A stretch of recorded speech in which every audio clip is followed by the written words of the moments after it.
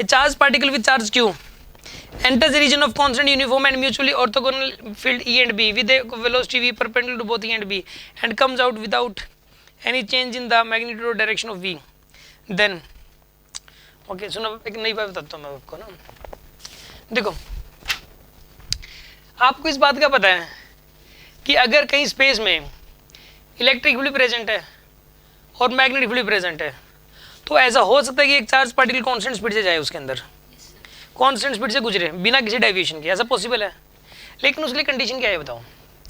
E V B तीनों एक दूसरे के परपेंडिकुलर होने चाहिए, पहली कंडीशन। दूसरी कंडीशन बताओ? दूसरी कंडीशन है कि बच्चा बोलता है सर वेलोसिटी की वैल्यू जो ना ई बाई बी होनी चाहिए, ई बाई बी। देखो सर उसके लिए ना एफ एम और एफ इलेक्ट्रिक दोनों कैंसिल आउट होने चाहिए सर। एफ एम होता है Q V B, electric force होता है क्यू ई, क्यू से क्यू गया तो वेलोसिटी की वैल्यू ई बाई बी होनी चाहिए सर, तब जाके ऐसा होगा। क्योंकि वेलोसिटी की वैल्यू ई बाई बी नहीं हुई तो ये दोनों कैंसिल आउट करेंगे नहीं, और कैंसिल आउट करेंगे नहीं तो वो कांस्टेंट स्पीड से जाएगा नहीं, नेट फोर्स लग जाएगा उस पर। तो वेलोसिटी इतनी होनी चाहिए। पहली कंडीशन क्या थी? म्यूचुअली परपेंडिकुलर, म्यूचुअली परपेंडिकुलर तीनों के तीनों। और दूसरी कंडीशन ये वाली है।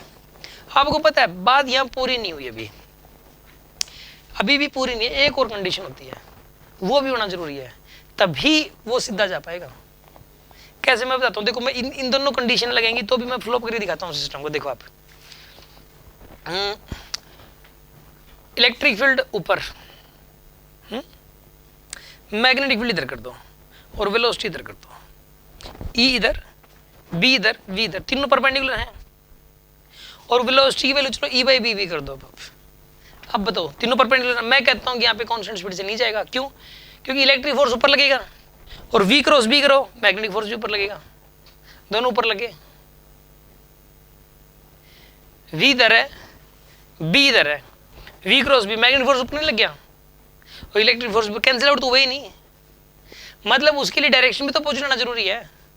हाँ, एफ इलेक्ट्रिक और एफ मैग्नेटिक बराबर आएंगे क्योंकि वेलोसिटी आपने ई बाई बी का रखी है, वेलोसिटी ई बाई बी का रखी है तो इससे ये दोनों बराबर आएंगे, लेकिन दोनों हो गए सेम डायरेक्शन में।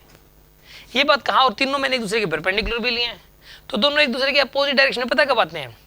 जब v की जो वेक्टर वेलोसिटी की जो डायरेक्शन है ना वो e क्रॉस b की डायरेक्शन में हो। जब वेलोसिटी की डायरेक्शन क्या हो? v vector is in the, इसकी जो डायरेक्शन है इसकी डायरेक्शन और इनकी डायरेक्शन सेम हो। देखो इसमें एक बात बताइए आप, e इधर था, e इधर था और b किधर था? इधर। तो e क्रॉस b करो, डायरेक्शन इधर आएगी ना e क्रॉस b की, तो वेलोसिटी इधर देनी चाहिए थी आपको। वेलोसिटी इधर देते हैं e क्रॉस b की डायरेक्शन में। जैसे कि मान लो e इधर है, b इधर है, तो वेलोसिटी इधर दोगे आप, ऊपर के नीचे। e क्रॉस b ऊपर दोगे तभी जाके कैंसिल आउट हो पाएंगे।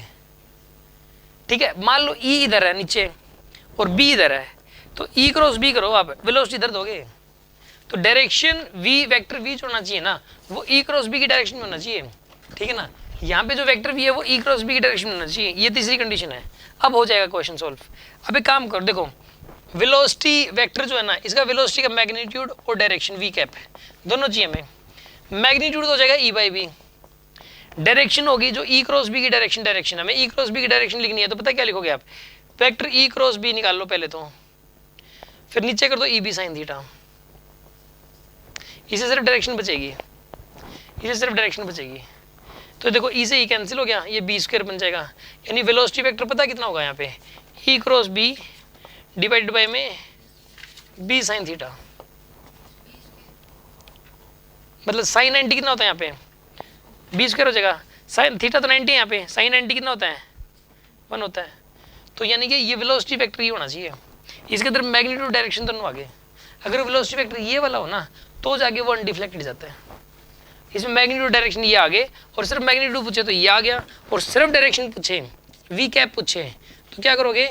e cross b divided by A B sine theta, sine 91 होता है तो ये आएगी वी कैप।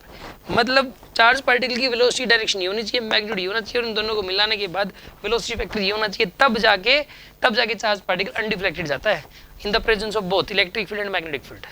बात समझ आएगी नहीं आई आपको? कोई शक?